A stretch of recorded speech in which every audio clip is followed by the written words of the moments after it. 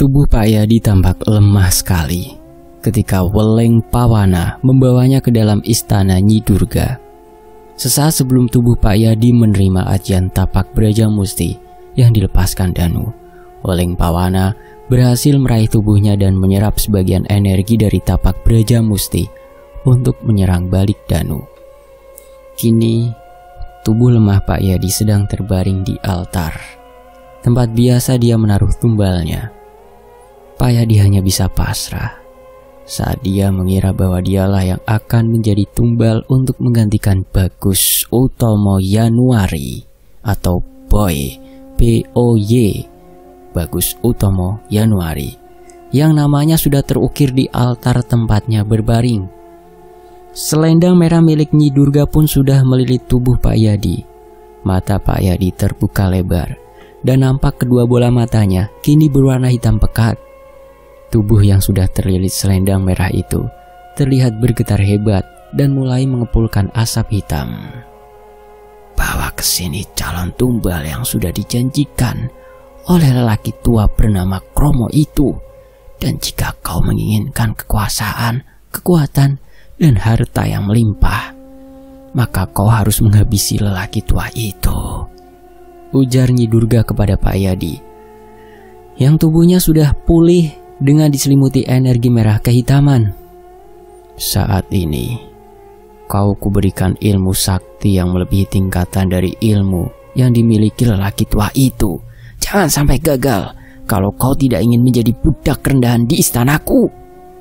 Setelah menjelaskan semuanya kepada Pak Yadi, Nyi Durga pun terlihat mengibaskan selendang merahnya, dan setelah itu nampak muncul cahaya berkilauan di hadapannya.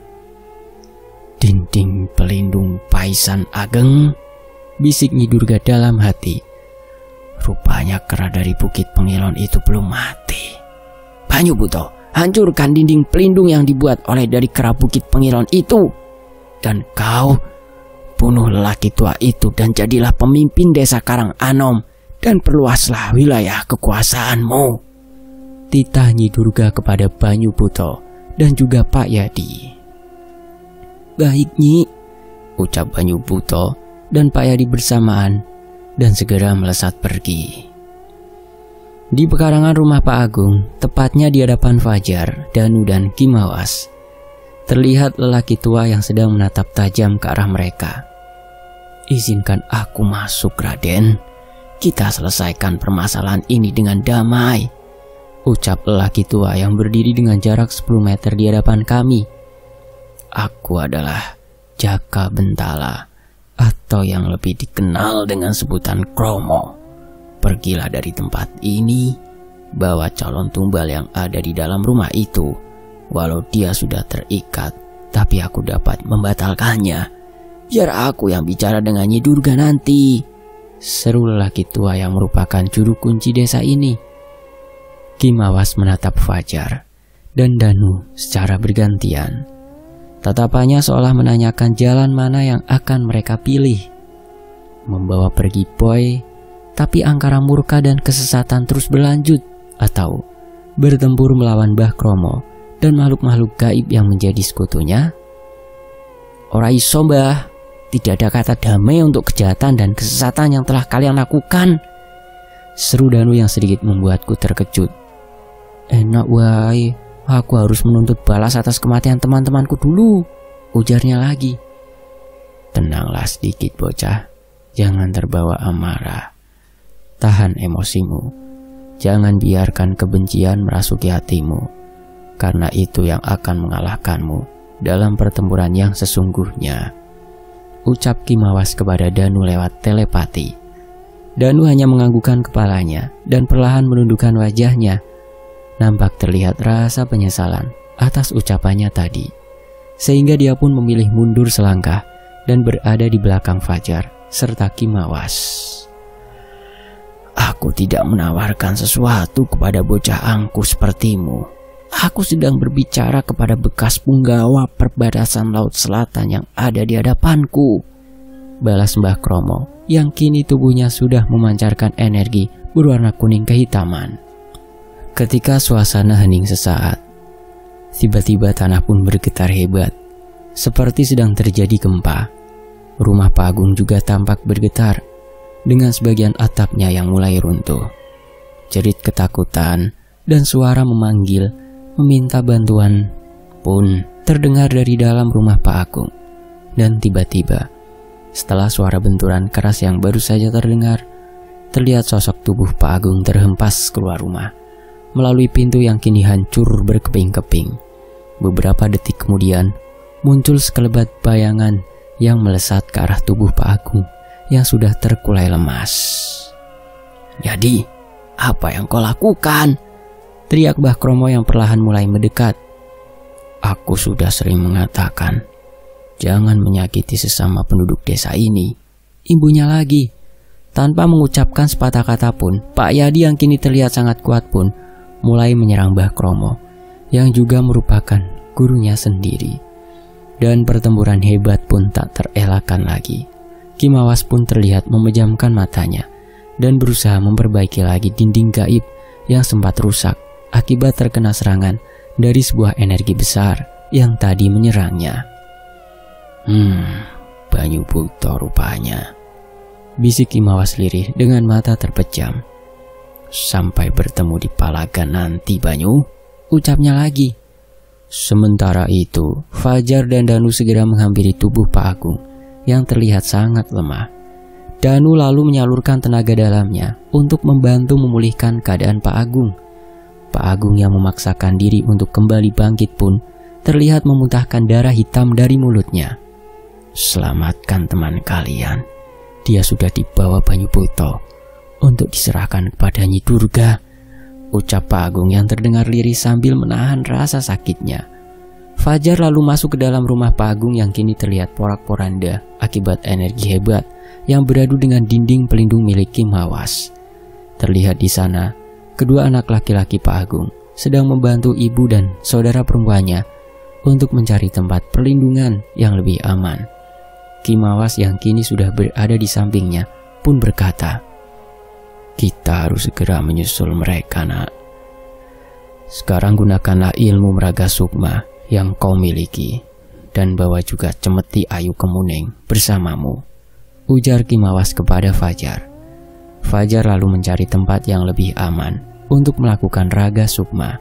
Tapi sebelum Ki Mawas dan Fajar pergi, datanglah dua sosok makhluk yang sudah berdiri di samping Ki Mawas. "Assalamualaikum," ucap Ki Atma dan Ki Barong.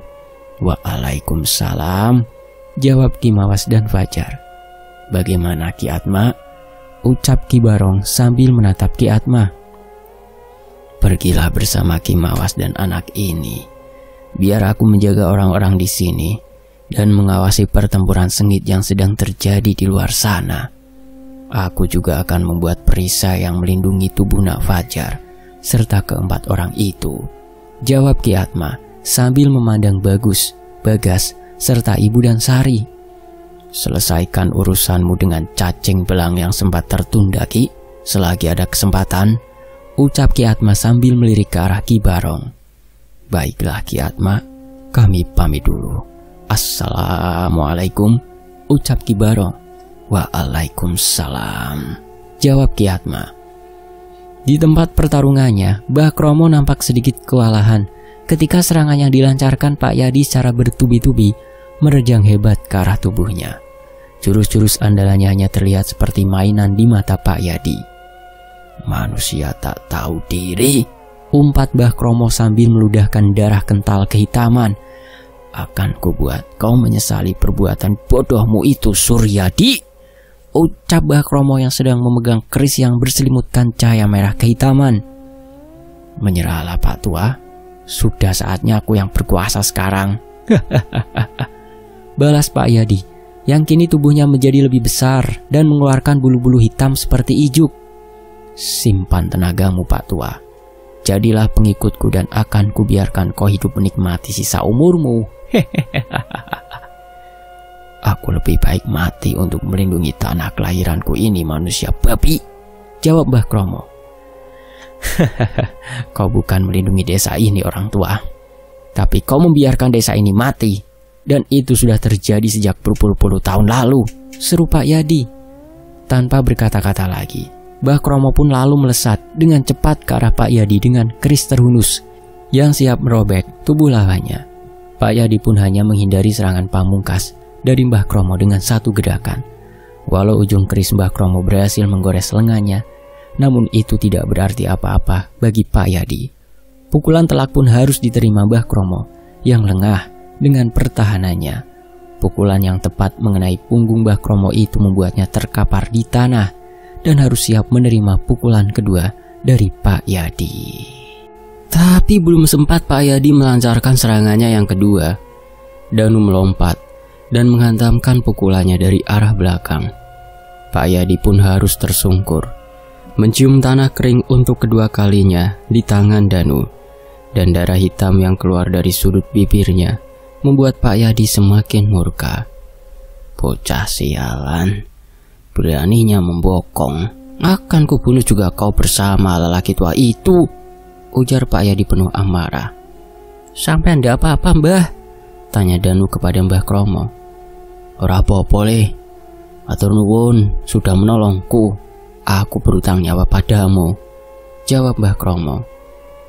Kalian berdua tidak akan mampu mengalahkanku,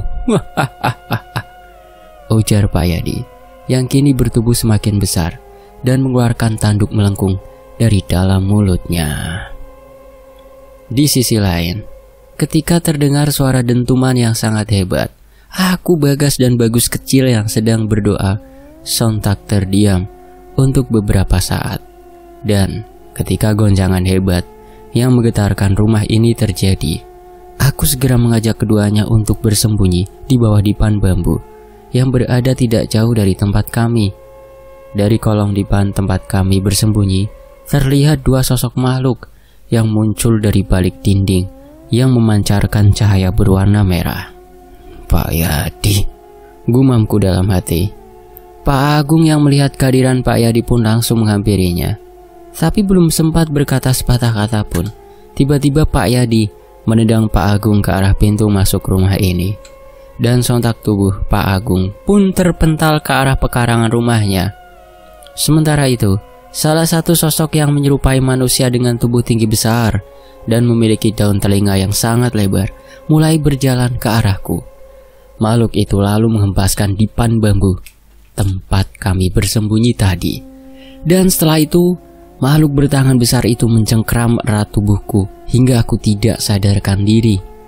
Ketika aku membuka mata, aku merasakan sakit di seluruh tubuhku, dan sesak yang kurasakan di dada ini semakin menjadi ketika aku menggerakkan tubuhku. Setelah kesadaranku pulih, aku baru menyadari kalau tubuhku sedang terikat kuat oleh kain berwarna merah di sebuah pohon kering. Keadaan yang aku alami saat ini sama seperti mimpi yang kualami beberapa malam lalu, dan aku juga berharap bahwa ini hanyalah mimpiku saja. Teruslah berdoa, nak. Yakinlah akan pertolongan dari Zat yang Maha Agung. Tiba-tiba terdengar suara yang sangat berwibawa di telingaku. Aku pun mulai berdoa dan membacakan ayat-ayat suci yang aku hafal.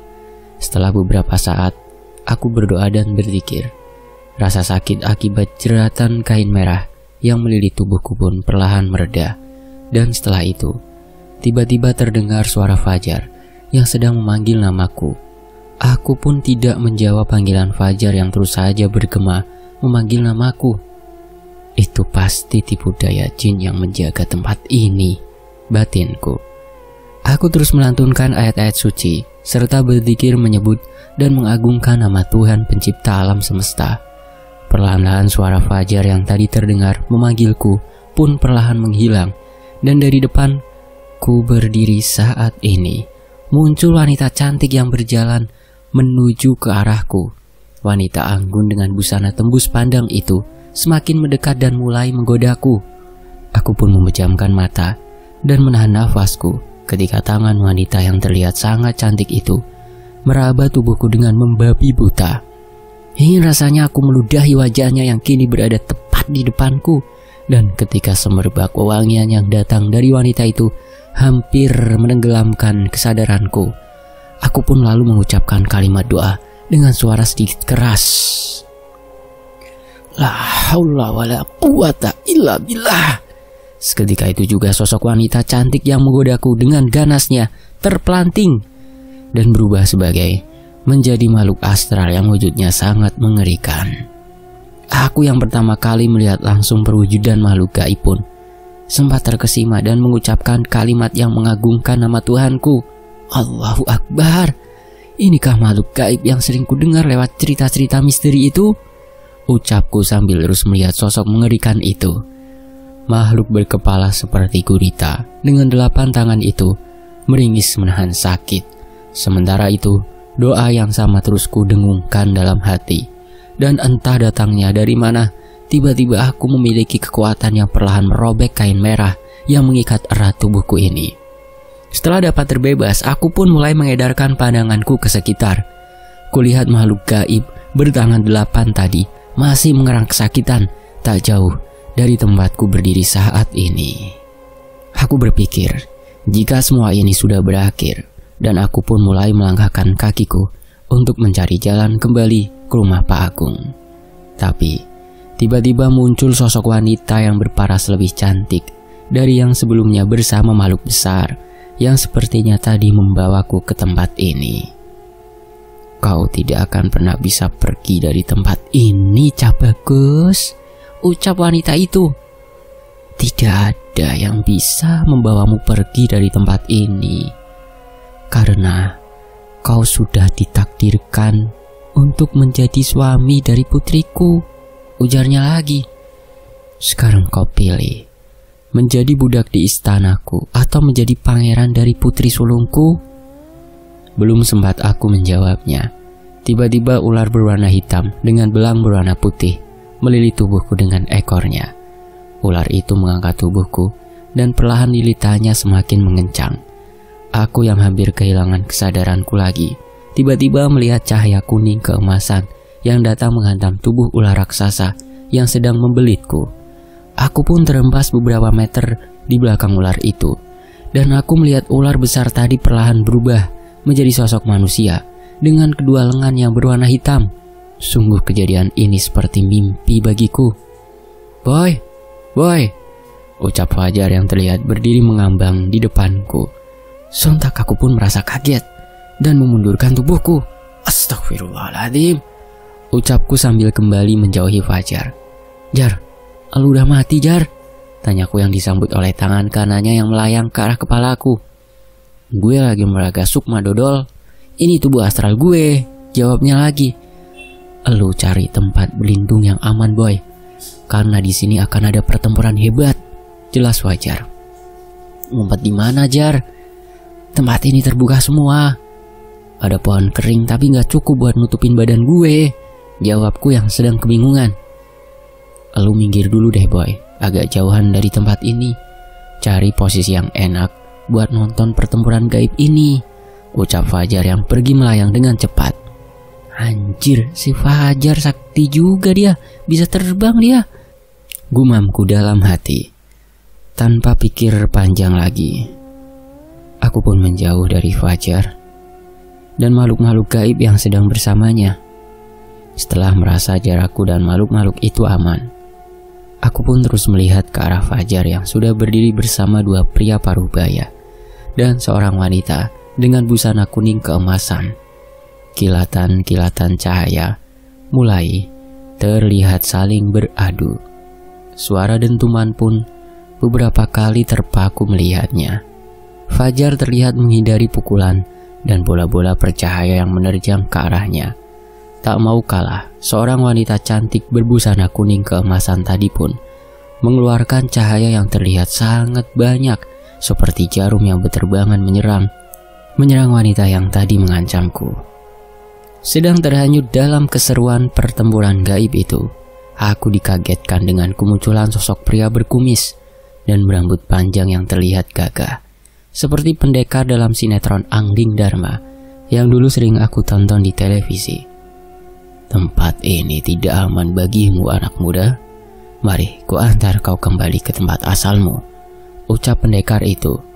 Maaf Tuan Pendekar, saya mau dibawa kemana? Tanyaku dengan rasa takut yang mulai datang. Panggil saja aku Ki Barong. Aku tadi bersama sahabatmu yang sedang bertempur di sana. Jawab pendekar itu yang kini aku ketahui bernama Ki Barong. Lalu, bagaimana dengan Fajar, Ki? Kenapa Ki Barong tidak membantunya? Tanyaku yang mengkhawatirkan Fajar. Musuhku telah tewas. Ular yang melilitmu tadi bernama Weling Pawana.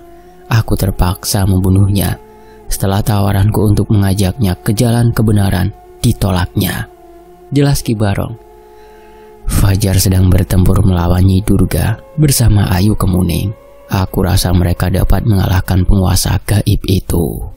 Jadi, cepatlah bangun sebelum energi liar yang datang dari kekuatan mereka melukaimu. Ucap Ki Barong sambil mengulurkan tangannya. Pejamkan matamu dan jangan kau buka sebelum kuperintahkan untuk membukanya. Ujarnya lagi. Aku hanya menganggukkan kepala, tanda menyetujui semua perkataan Ki Barong. Beberapa saat kemudian aku merasa sudah berpijak kembali di tanah. Dengan sedikit rasa pusing dan mual seperti orang yang mabuk dalam kendaraan. Kau baik-baik saja, Ki? Tanya seseorang yang suaranya terdengar sangat besar. Alhamdulillah, Ki, aku baik-baik saja, jawab Ki Barong singkat. Bagaimana dengan keadaan Ki Mawas, Ayu Kemuning, dan pemuda itu, Ki? Tanya orang itu lagi. Mereka masih baik-baik saja, dan mudah-mudahan mereka bisa menaklukkan angkara murka di sana. Lalu, apakah kau sudah menghabisi cacing belang itu, Ki Barong? Tanyanya lagi menyelidik. Aku lalu menyela pembicaraan mereka, karena merasa semakin pusing mendengar percakapan kedua orang ini dengan mata tertutup. Maaf, Ki, apakah saya sudah boleh membuka mata? Tanyaku kepada Ki Barong. Astaga, maaf anak muda, aku lupa menyuruhmu membuka matamu sedari tadi. Jawab Ki Barong dengan tawa sumringah. Aku pun membuka mata, dan kulihat sosok lelaki yang berperawakan sama seperti Ki Barong. Maaf anak muda, sungguh aku benar-benar lupa, ucap Ki Barong dengan senyumnya serta menepuk-nepuk pundakku. Sepertinya malam ini hanya aku yang belum merasakan pertempuran, Ki, ucap sosok di sebelah Ki Barong. Ki Barong hanya menganggukkan kepalanya dan berkata, nampaknya manusia berwujud babi hutan itu cukup tangguh, Ki. Apakah kau tidak ingin menjajal ilmunya? Tanya Ki Barong. Aku tidak memiliki alasan yang kuat untuk menyerang makhluk menjijikan itu, Ki. Jawabnya dengan pandangan ke arah pertempuran yang sedang terjadi di luar rumah Pak Agung. Kau akan punya alasan jika yang bertempur adalah anak ini, Ki, ujar Ki Barong yang kembali menepuk-nepuk pundakku. Siapa namamu anak muda? Tanya Ki Barong.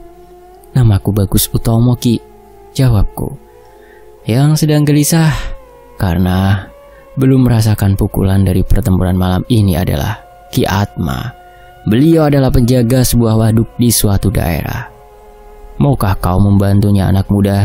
Tanya Ki Barong. Selama aku bisa melakukannya, aku siap membantu, Ki, jawabku mantap. Gunakan tubuh anak ini, Ki, dan bantulah mereka melenyapkan angkara murka di tempat ini. Biar aku yang berjaga di sini, ujar Ki Barong. Baiklah kalau begitu, pejamkan kedua matamu, nak, pinta Ki Atma kepadaku. Aku yang tidak mengerti arah pembicaraan Ki Barong dan Ki Atma pun menganggukkan kepala, lalu memejamkan mataku. Beberapa detik kemudian, tubuhku terasa panas dan nyeri di beberapa bagian. Aku jatuh terduduk karena kakiku terasa lemas, tak mampu menopang tubuhku. Tapi tiba-tiba tubuhku berdiri dengan sendirinya, dan kedua tanganku pun terangkat ke atas, seperti sedang melakukan peregangan sebelum olahraga. Aku merasa kehilangan kendali atas semua anggota tubuhku. Sementara itu, Ki Barong hanya tersenyum melihatku lalu berkata, "Kau sudah menemukan pasanganmu, sahabatku," ucapnya yang kubalas dengan anggukan kepala. "Tubuhmu aku ambil alih, anak muda. Kau dalam kesadaran penuh, tapi aku yang akan mengendalikan tubuhmu. Sekarang, ayo kita bantu kedua orang itu mengalahkan siluman babi yang menjijikan itu, ujar Ki Atma yang terdengar jelas di telingaku. Aku lalu berjalan menuju pertempuran dahsyat yang sedang berlangsung di luar rumah Pak Agung. Setelah aku melewati cahaya hijau yang berbentuk kubah, tubuhku tiba-tiba melayang dan mendarat sempurna di hadapan Danu beberapa meter di depanku. Aku memilih memejamkan mata ketika makhluk mengerikan itu menatap tajam ke arahku. Tapi, seperti yang tadi dikatakan Ki Atma, tubuhku dalam kendalinya sepenuhnya. Mataku kembali terbuka dan menatap makhluk mengerikan itu dengan tatapan yang menantang. Bagaimana mungkin calon pengantin yang sudah dipilih dan diikat Nyi Durga bisa bebas? Ujar Pak Yadi yang kini berwujud babi hutan. Tubuhku hanya merespon ucapan siluman babi itu dengan mengangkat tangan kananku sambil telunjukku mengacung ke arah atas. Akan kubunuh kau bersama dua orang itu, ucap babi hutan itu sambil menunjuk ke arah kami. Ikuti ucapanku anak muda, ucap Ki Atma yang hanya terdengar olehku. Bawa masuk orang tua ini, biar Ki Barong menyembuhkan luka-lukanya, ucap Ki Atma yang langsung kuucapkan kepada Danu. Biar aku kembalikan babi hutan ini ke habitatnya, imbuhku lagi. Tanpa bertanya lagi, Danu yang memang sudah hampir kehabisan tenaga langsung memapah tubuh Mbah Kromo yang sudah terluka di beberapa bagian. Pak Agung yang terlihat sudah pulih kembali segera membantu Danu yang diikuti Bagus Kecil dan Bagas. Setelah itu tanpa aba-aba tubuhku melesat dan memberikan tendangan keras di kepala babi hutan itu. Pak Yadi yang berwujud babi hutan itu pun tersungkur. Dia mendengus dan segera bangkit lalu melesat ke arahku. Tubuhku pun bergerak dengan lincah, menghindari dan menangkis setiap pukulan dan tendangan siluman babi itu. Sesekali tanganku pun terlihat memukul bagian tubuh babi hutan itu. Amarah siluman babi itu pun kian menjadi ketika tubuhku melompat dan melayang di udara, lalu mendarat lagi dan kembali melayang melompatinya sambil sesekali menginjak kepalanya. Setelah itu tubuhku melakukan gerakan-gerakan silat dengan sangat apik yang bertujuan memancing emosi lawan. Siluman babi itu pun lalu duduk bersila sambil merapalkan mantra. Dan kini terlihat tubuh besar dengan bulu yang menyerupai ijuk itu nampak diselimuti cahaya merah kehitaman. Makhluk itu lalu melesat kencang ke arahku sambil menembuskan nafasnya.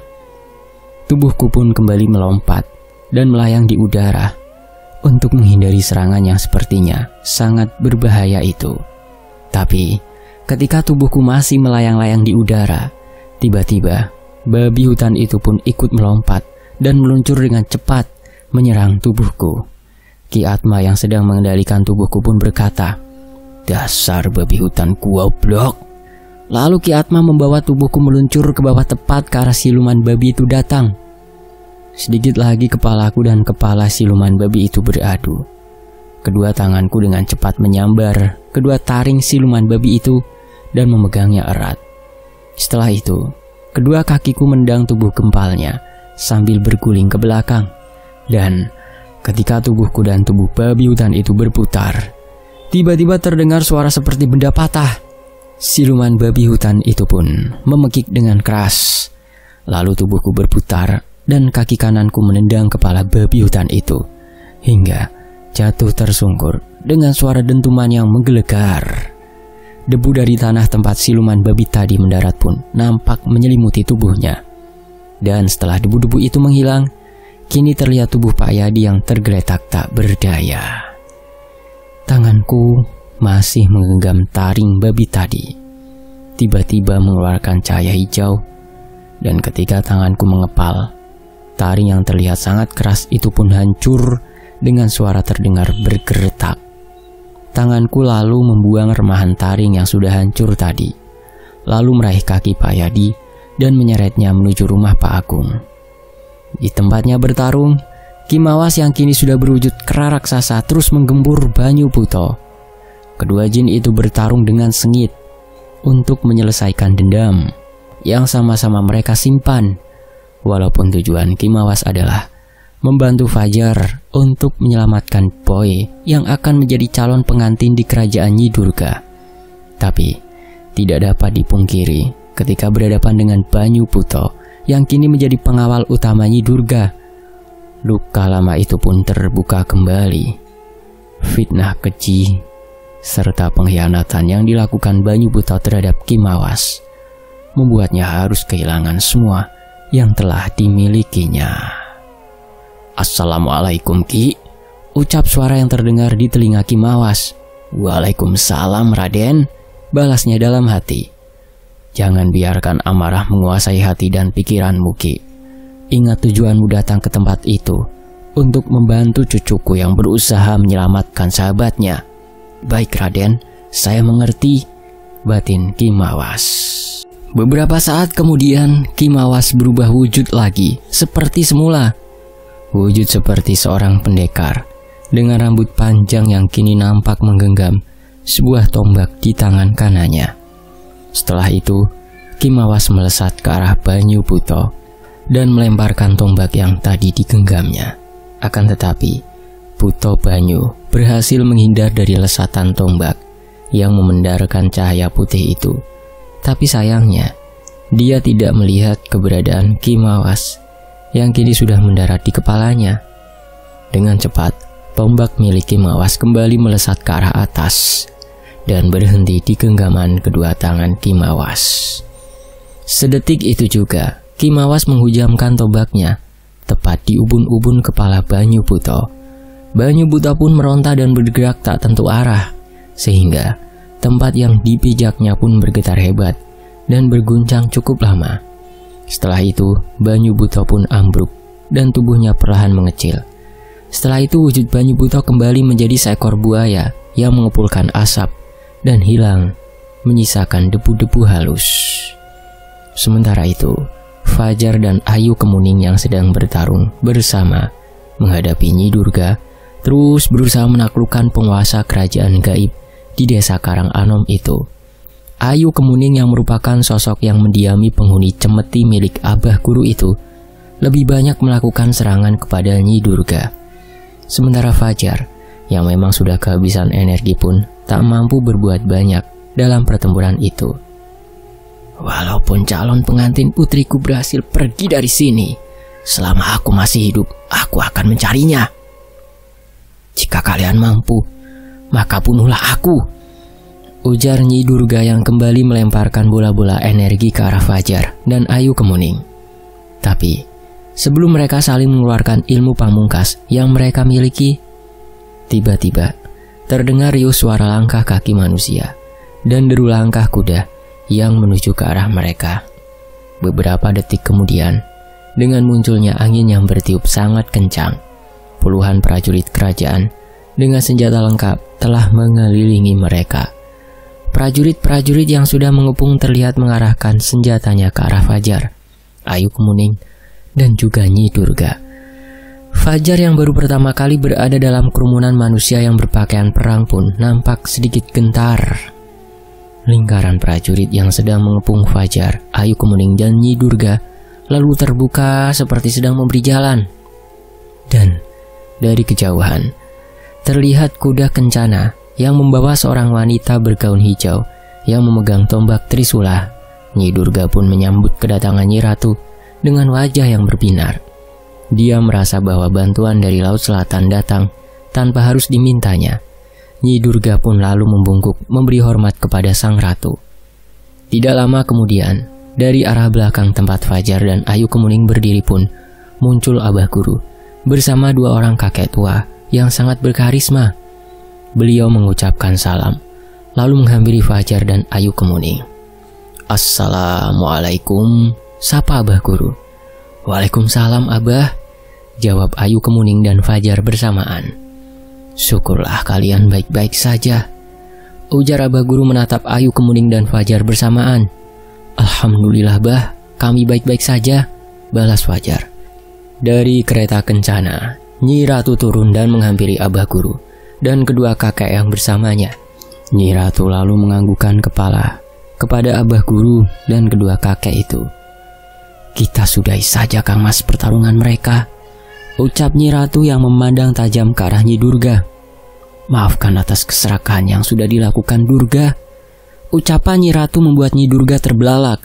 Ketika Nyi Durga akan berjalan menghampiri Nyi Ratu, langkahnya langsung dihadang oleh para punggawa kerajaan yang sudah siap sedari tadi. Durga akan menjalani persidangan atas apa yang sudah dia lakukan. Dan aku menjamin keselamatan orang yang akan diambil menjadi calon menantu oleh Durga. Tidak lupa juga, aku sendiri yang akan mengawasi desa yang selama puluhan tahun hancur ini. Sebelum Kang Mas pergi, sudi kiranya Kang Mas menjadi saksi bahwa hari ini aku akan mengangkat Mawas Tirta sebagai tumenggung yang akan bertempat di telaga ini, ujar Nyi Ratu. Baiklah Nyi, segala keputusan akan kuserahkan kepada Ki Mawas, ucap Abah Guru. Apakah kau bersedia menghidupkan kembali telaga dan desa ini, Ki Mawas? Tanya Ki Mawas yang sudah berdiri di samping Ayu Kemuning. Sendiko dawuh Nyi Ratu, jawab Ki Mawas yang menganggukkan kepalanya dengan kedua telapak tangan menyatu di depan dada. Baiklah, aku rasa urusan kita malam ini sudah selesai. Aku mohon undur diri Kang Mas, ucap Nyi Ratu menganggukkan kepalanya dan berjalan kembali menuju kereta kencananya. Nyi Durga pun nampak pasrah ketika para punggawa membawanya seperti seorang penjahat. Kau terlalu jauh melangkah, Durga. Memaksakan kehendak dengan mengambil secara paksa seorang manusia untuk kau jadikan bagian dari keluargamu adalah suatu kejahatan. Dan juga kau memaksa seseorang untuk memberikan tumbal kepadamu untuk menambah kesaktianmu. Apa kau mau melawanku? Ujar Nyi Ratu yang kini sudah berada di atas kereta kencananya. Abah Guru dan kedua kakek yang bersamanya pun berpamitan kepada Fajar, Ayu Kemuning, dan Ki Mawas untuk kembali ke padepokannya. Sementara itu, Ki Mawas, Fajar, serta Ayu Kemuning kembali menuju rumah Pak Agung. Tamat. Terima kasih sudah menyimak Desa Wingit dari Bang Untung Prasetyo di Fakta Sejarah. Mohon maaf kalau ada salah kata atau salah ejaan. Saya pamit undur diri, sampai jumpa di kisah lainnya. Tetap di Fakta Sejarah. Alhamdulillah.